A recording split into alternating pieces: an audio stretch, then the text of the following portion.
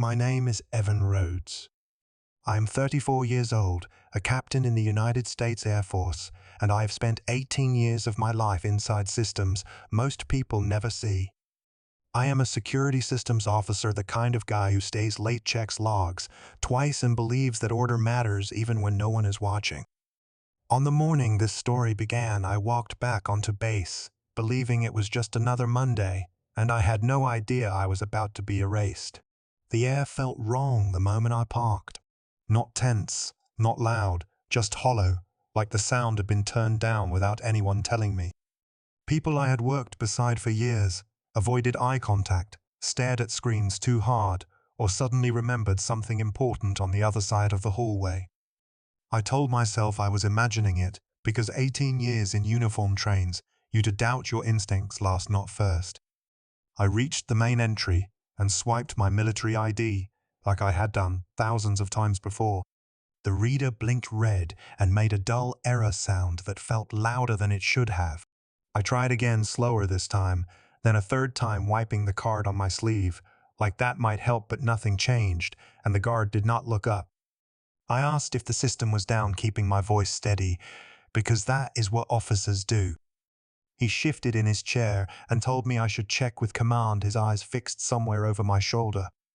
That was when the weight settled in my chest, heavy and immediate, the kind you feel before bad news lands. As I walked deeper into the building, the silence followed me. Conversation stopped when I passed keyboards, slowed, and the usual morning noise of a working base faded into something careful and restrained. I told myself it was a drill or an audit or some glitch I would laugh about later, but my steps felt heavier with every corridor. Then I saw it near the operations board. My photo was pinned up at eye level. The same official portrait from last year's personnel, update, clean uniform, neutral expression, regulation background. Across it, in thick block letters, was a single word that made my stomach drop. DISLOYAL. It was written in marker, bold and final, like a verdict that had already been decided. For a long second, I just stood there staring at my own face. Defaced and repurposed, my service reduced to a label someone else chose. No one around me said a word, but no one looked surprised either. That was the moment I understood this was not a mistake. This was deliberate. Someone had decided who I was without asking, without speaking to me, without giving me the courtesy of explanation. The disbelief gave way to something colder, a tight knot of realization that I had been moved from asset to problem overnight. I thought about the years I had given to that base, the nights sleeping on a cot during incidents, the holidays spent watching dashboards instead of fireworks. I thought about how loyalty, real loyalty, is quiet and procedural and boring, not something you announce with a marker on a wall. And I wondered who had decided I needed a wake-up call. No one confronted me. No one accused me to my face. They let the photo do the talking, let the silence do the rest. I walked away from the board, knowing one thing with absolute clarity. Whatever game had started, I was already inside it, and the rules had changed without my consent. It started with a routine check. I was reviewing expense trails from a logistics update, tracing vendor payments through our procurement system. It wasn't even part of my assigned task list, just something I did because I don't like unanswered anomalies. At first, it looked like a clerical hiccup, but the numbers didn't match the contract specs, and when I dug deeper, I found a $48.00 overage. It was buried under vague line items and mislabeled service charges, spread across 3 payments designed to look like nothing. I flagged it and sent it up the chain with full documentation. No theories, no accusations, just clean data and internal logs. I expected a follow-up audit, or at least an acknowledgement. Instead, I got called into a meeting. Not formal, not procedural.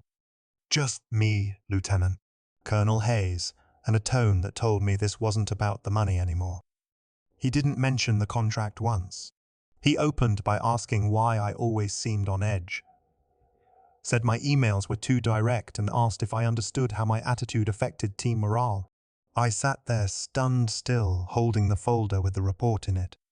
I tried to redirect back to the discrepancy. I even walked him through the timestamps and account codes. But all he said was that maybe I needed to work on being more collaborative. That was the word he used. Collaborative. Like I'd broken some unspoken code of likability. Like the real problem wasn't 48 grand gone missing, but the way I pointed it out. The meeting ended without any discussion of next steps. No review, no escalation, just a vague warning to watch my tone and stop stepping outside my lane. I left the room with the same folder I walked in with. From that day forward, things shifted. I wasn't Captain Rhodes' security analyst team lead trusted systems guy. I became Evan difficult to work with. Evan who couldn't take feedback. Evan who didn't understand the culture. Hayes started referring to me that way in debriefs and planning sessions. He'd say I was too intense, too cold, too suspicious. And behind those words, I could hear the real message. Don't look too hard. Don't ask too much. Don't make it uncomfortable for the people who sign your evaluations. It wasn't about truth anymore. It was about control. I had threatened that by noticing too much, and now I was being reshaped into the villain, one closed-door meeting at a time. The real work started after that meeting. I didn't fight back. I didn't file a report or escalate the way people think protocol protects you. I just got quiet and did what I was trained to do, build systems that hold under pressure. Over the next 3 years, I rewrote most of our internal security architecture. Nothing flashy. Just long nights, silent code, commits and structure buried behind routine updates that no one questioned. I hardened endpoints, mapped trace logs, and stitched together redundancies that could survive interference, both external and internal. I added safeguards not because I didn't trust the software, but because I didn't trust the people at the top. The ones who change their minds in closed rooms and erase trails before the fallout. I wrote a clause into the framework that triggers an automatic lockout if certain credentials are revoked outside approved channels. No override. No workaround. If someone pulls the wrong lever, everything locks until an authenticated audit clears the action. I called it a breach suppression clause. On paper, it looked like another compliance safeguard. In practice, it was a firewall against institutional betrayal. I never told anyone what it could really do. Not because I had something to hide, but because I knew what happened when systems were built for convenience instead of accountability. I had lived it. This wasn't revenge. It wasn't ego. It was the quiet logic of someone who'd seen loyalty used like a weapon. Someone who'd watched how fast trust evaporates when power gets nervous. I remembered my first year at the base when a friend in another unit got reassigned after speaking up about faulty comms gear. He didn't raise his voice. He followed the chain of command. And still he disappeared from the roster like a typo. That stayed with me. Not the outcome, but the silence around it. The way everyone just moved on like it hadn't happened, like he'd never mattered. So I stopped assuming good faith and started preparing for worst-case scenarios. Every update I made was reviewed, approved, logged. Every clause signed off by the very people who would later pretend not to remember it existed. I didn't hide anything. I just didn't advertise it. The clause wasn't a trap. It was insurance, not to bring anyone down. Just to make sure if someone ever decided I was expendable, they'd have to look me in the eye first. Or at the very least, feel the cost of trying to erase me. I sat in my car, engine running, a sea humming like white noise against the chaos I'd just walked out of. The folder they handed me was thin. No explanation, no warning, just termination, without cause and a security escort that wouldn't meet my eyes. I opened my laptop, connected to my hotspot, and drafted a single email. 10 words. No subject line, no greeting, just a clause reference and a trigger note. I hit send and closed the lid. That was it. No speech, no threats, no second message. Just the quiet of someone who knew exactly what they'd built and why. By the time I pulled out of the lot, the silence inside the base had already begun to shift. Not loud. Not yet. But sharp. Emails bouncing. Transfer queues stalling. Error codes no one recognized flashing across dashboards that had always run clean. People started asking questions. Logistics flagged missing confirmations. Payroll hit a wall. Operations couldn't access vendor accounts. Someone asked who had admin access. Someone else said my name. Then came the Slack messages fast and scattered. Anyone know what's going on with the finance system payments blocked? Database access denied. Who has override clearance? No one did. Not anymore. Every terminal, every process, every financial route ran through a logic tree I had coded by hand. And without the proper dual auth sequence, nothing moved. The system wasn't broken. It was doing exactly what it was designed to do. Inside, they scrambled. On the outside, I drove in silence. No anger, no music, no regret. Just the steady rhythm of tires on asphalt and the weight of knowing it would take them hours to realize what had happened, and longer still to accept that it couldn't be undone without me. Inside the base, the unraveling began slow, like a crack in glass that no one noticed until it spread. Vendor payments started failing first. Routine transfers that had always cleared now bounced with unknown authorization errors. Departments blamed IT. IT blamed finance. Finance blamed outdated credentials. By noon, the logistics team halted supply orders because no invoices could be processed. Panic didn't explode. It crept in quiet and contagious. Someone pulled old system maps and tried a legacy login. Denied. Admin override denied. Then, someone finally asked the question out loud. Who signed off on the protocol change? The audit logs didn't hesitate. Every entry was precise. Every clause linked. And every signature came back to one name. Lieutenant Colonel Hayes.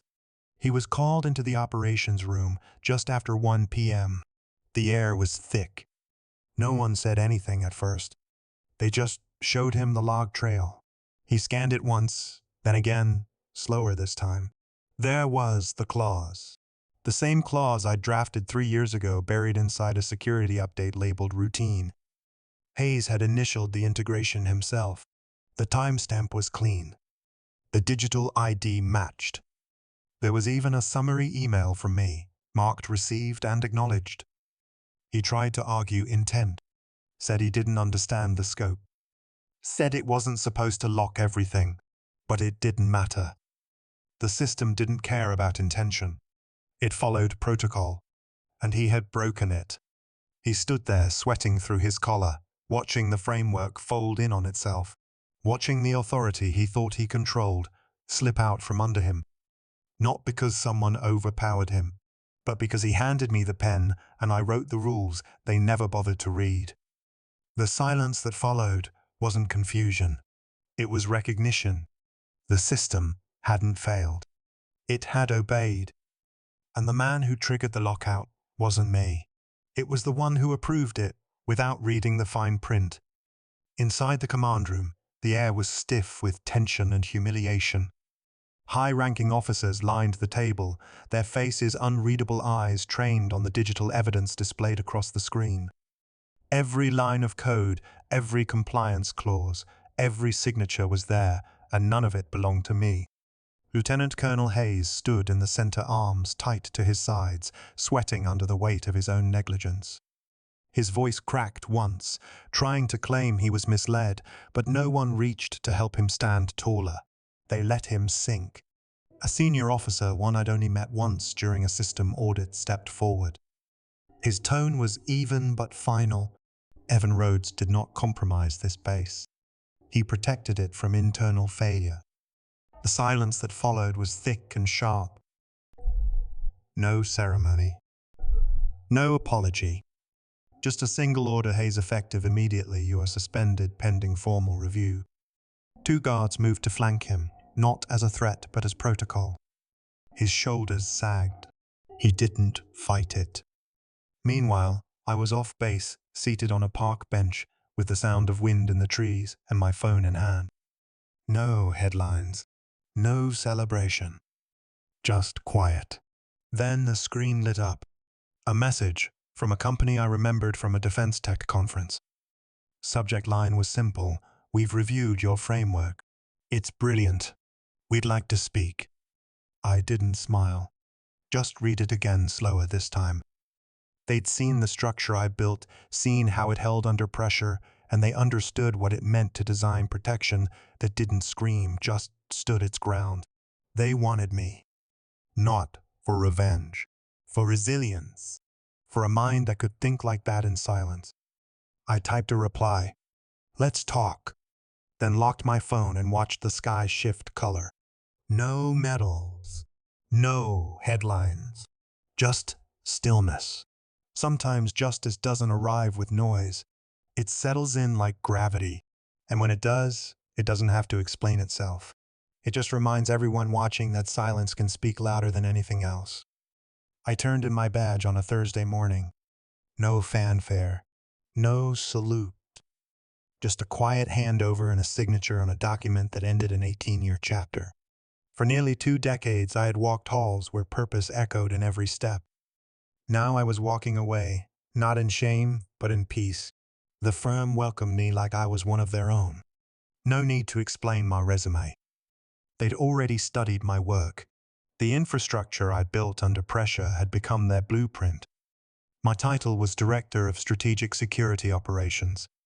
But to me, it just meant this: I was finally where people built things to last, not to hide. My office had a window. The kind that lets in real sunlight, not just reflections from another building. I hung up nothing. I didn't need to remind anyone who I was. My name carried weight now, not because I shouted it, but because I stayed silent when it counted. We focused on protecting financial infrastructure, especially for veteran-led nonprofits and support networks. I designed systems not just to withstand attacks, but to respond with clarity, with structure. Not chaos. For the first time in a long time, I felt aligned. Not used. Not cornered. Just useful. The younger engineers asked me why I didn't go public with what happened. Why I never posted a thread or gave an interview. I just told them you don't have to burn a place down to prove it was flammable. You can build a fireproof shelter instead and invite others in. That was the lesson. The loudest truth is the one that stays intact when everything else falls apart.